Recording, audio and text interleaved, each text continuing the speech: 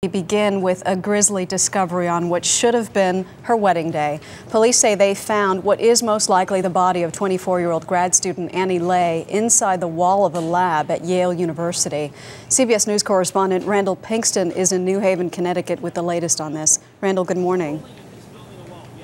Good morning, Maggie. It was the discovery that everyone dreaded after an exhaustive search using sniffer dogs and high-tech equipment. Last night, authorities announced they had found remains. And even before they had made positive identification, they say they believe it is indeed the body of 24-year-old Annie Lay. 5 days after Annie Lay vanished, state police found a body in the building where she was last seen alive. Shortly after police made the announcement, Yale's president offered his condolences. Our hearts go out to the family of Annie Lee, to her fiance, to her friends. The family and fiance and friends now must suffer the additional ordeal of waiting for the body to be positively identified. Police would not confirm reports that another student was being questioned and had failed a lie detector test. Lay was last seen 3 hours before an unexpected fire alarm in the lab building. Police say the body was hidden behind a section of wall. The discovery stunned students who had held out hope until the end. That's just, it's a very sad thing to have happen here at the university, so. Sorry. I really tried to remain as hopeful as possible throughout. I certainly didn't think it would end in the way that it did. I think it's just incredibly gruesome. The discovery came on the same day Lay had been scheduled to be married on Long Island, New York, to her college sweetheart, Jonathan Wadowski. Her florist last saw her September 3rd. I'm holding Annie's bouquet that she would have held today for her wedding. It consists of 4 dozen of carnival roses, which we chose for her because roses were her favorite. Such a tragic ending. The focus now obviously finding the person responsible. Police would not say whether they have any prime suspects. Meanwhile, we are told that the only people who have access to the area of the building where the body was found are those with Yale University identification. Maggie? Randall Pinkston in New Haven. Thank you, Randall. Joining us this morning from Sacramento, California is one of Annie's good friends, Jennifer Simpson. Thank you so much for taking the time, Jennifer. Good morning. Good morning.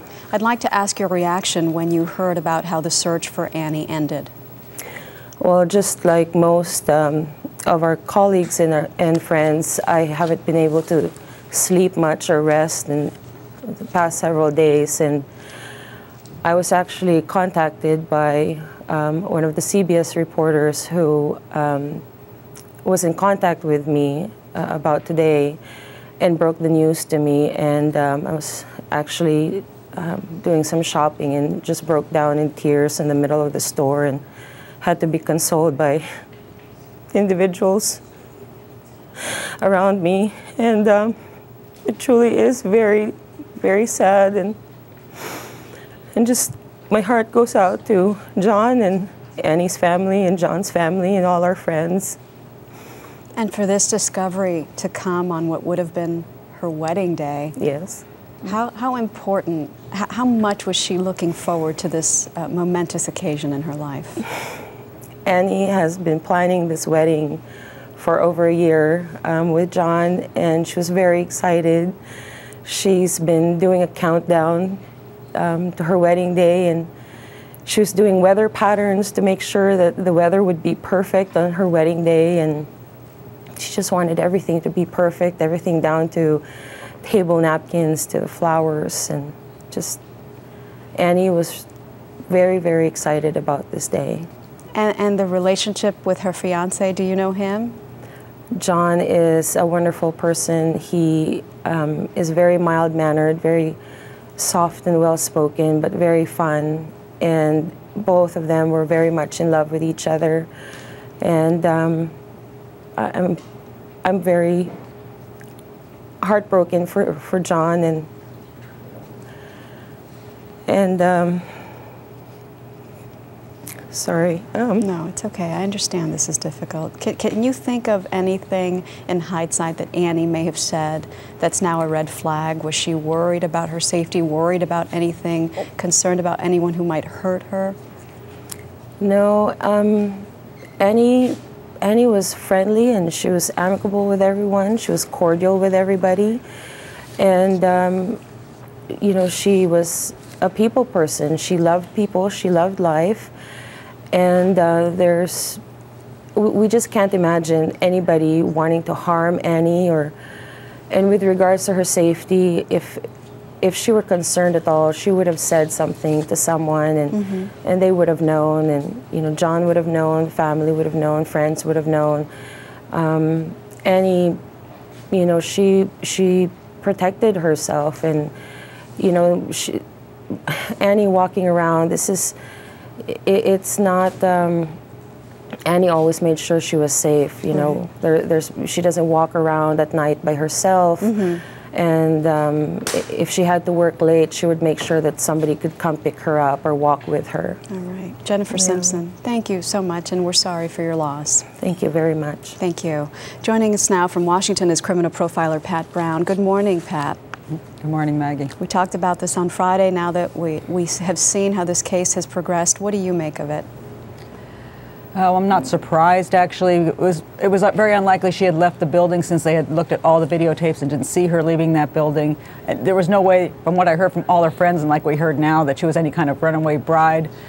She didn't have any risky behaviors. And a lot of times people say, hey, Pat, are you anti-victim because you said, hey, that woman shouldn't have been out jogging at night, or that woman shouldn't get drunk and go home with a stranger? No, I'm just trying to warn women. But Annie has all her friends say, absolutely nothing foolish in her life. She was like the perfect person. If I were a mom, I'd love her for a daughter.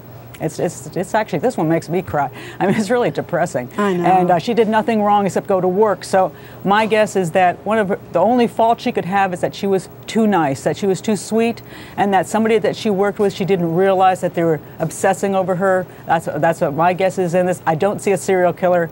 I see a guy who thought he was entitled to her and was angry that she was not choosing him and she was going to pick somebody else. And as her wedding day approached, he harbored that anger and took it out on her. And I bet she just never saw it coming because she was just too nice a person. If you are in charge of the investigation, what do you do now?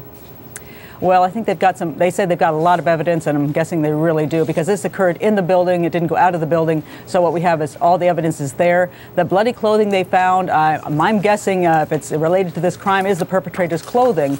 And that's why it was stuffed up there in the ceiling tile, which would be fantastic because there would be evidence on that clothing, perhaps DNA from the perpetrator, so they'll at least be able to put this creep away.